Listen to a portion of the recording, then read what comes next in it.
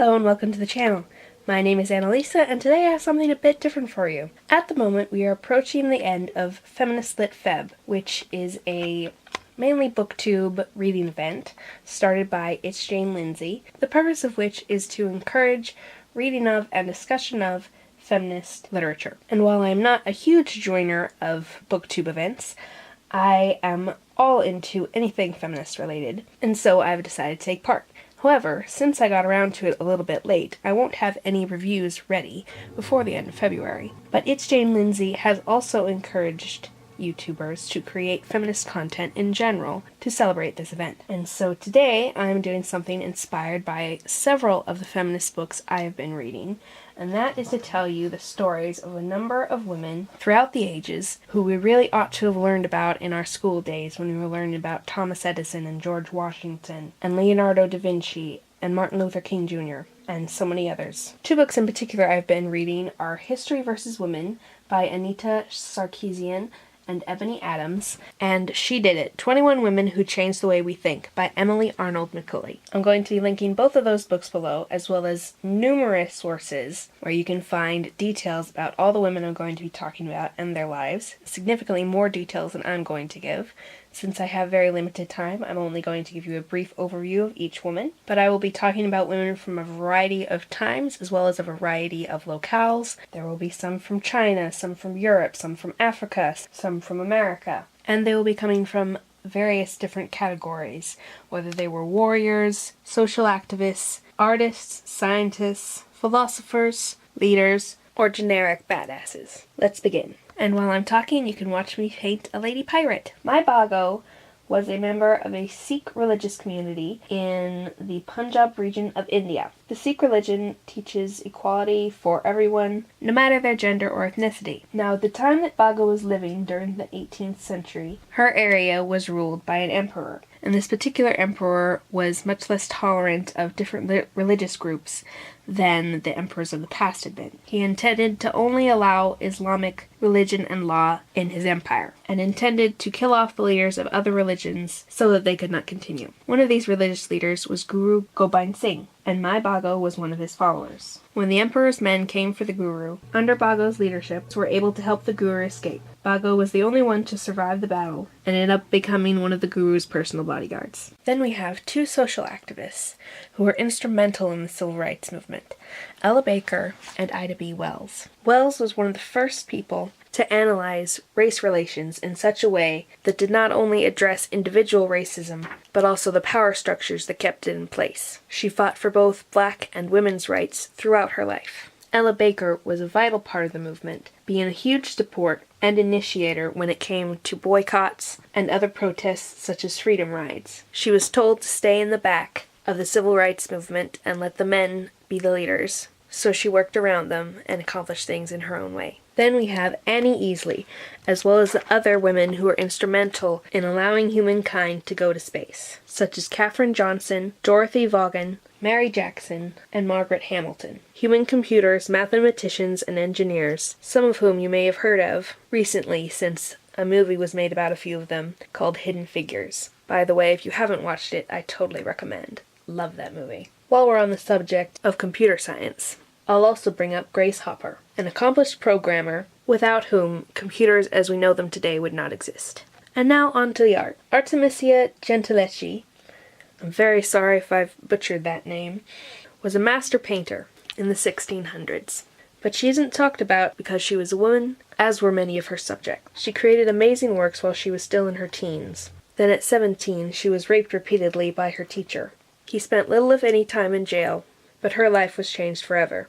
From then on, a great many of her pieces revolved around women cutting off men's heads and other such scenes. She was highly celebrated in her own time, and she trained her daughter to follow in her footsteps. Her art has recently become somewhat popularized among modern feminists, as they too enjoy the scenes that she deigned to depict.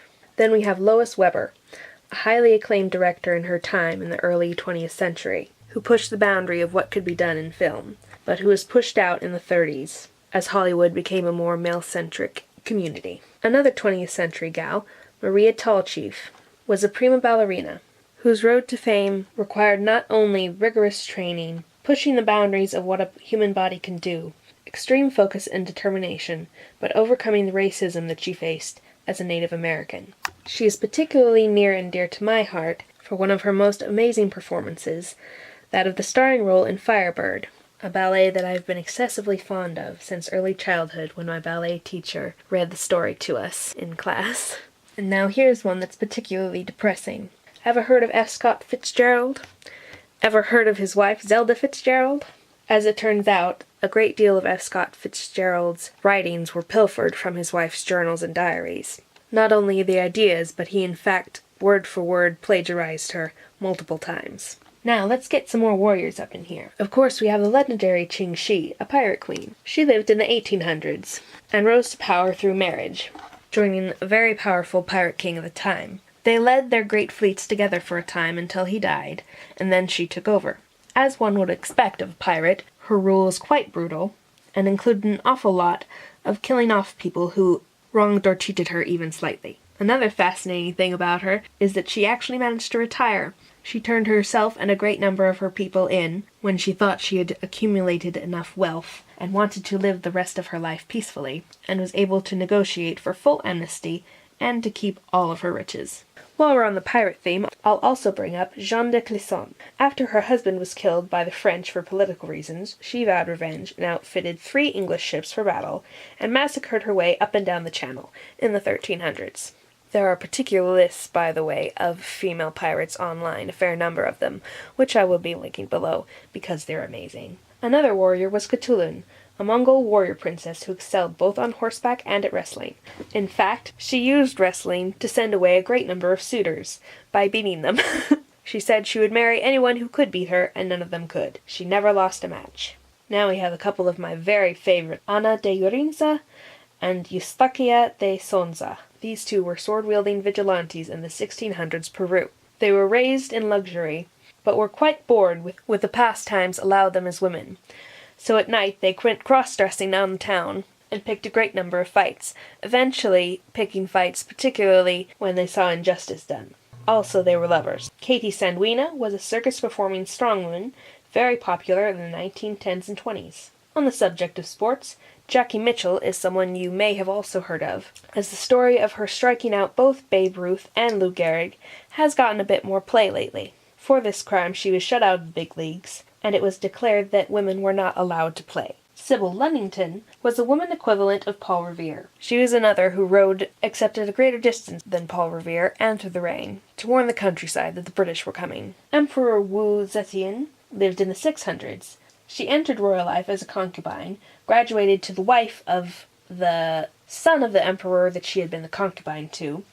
Then she was the next emperor's mother, and from there she went on to being the emperor herself. During her reign she lowered taxes, reduced the army size, grew agriculture, and gave government positions to scholars. There are so many more amazing women that I could have talked about, but I think you'll enjoy more looking them up yourselves. Also, if you're wanting to know more about women in literature, I will be linking another video I've done below that is called the Phenomenal Females tag, in which I highlight female characters who are particularly amazing in various different ways in fiction. I'm also going to be linking some booktubers below who tend to make a lot of feminist content. Basically, there's going to be a lot of links down there. Also, I want to take the time to recognize particularly that women of color are left out of the history books, or at least the Western ones, even more than white women are. And I've been very happy to see how many women of color feature prominently in the books I've been telling you about and the online articles. And I hope I've done a good job of shining some light on those women in this video. While you're here, I'd like to bring up another reading event that I'll be taking part in,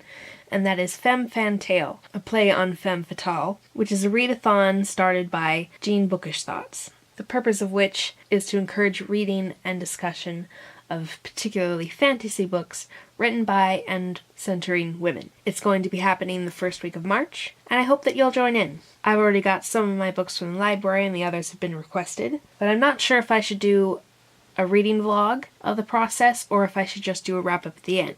So if you have an opinion on that, of which you'd prefer, I'd love to know. I also want to let you know that my next video will probably finally be a review of Space Opera by Catherine Valente. So you can be looking forward to that, and I'll be seeing you in the next video. Oh, just to let you know, prints of this work and the original will both be available on my store Envy, and the pattern will also be available splattered over all sorts of things like bags and laptop skins and yada so forth on my Redbubble. I'll link below. Bye!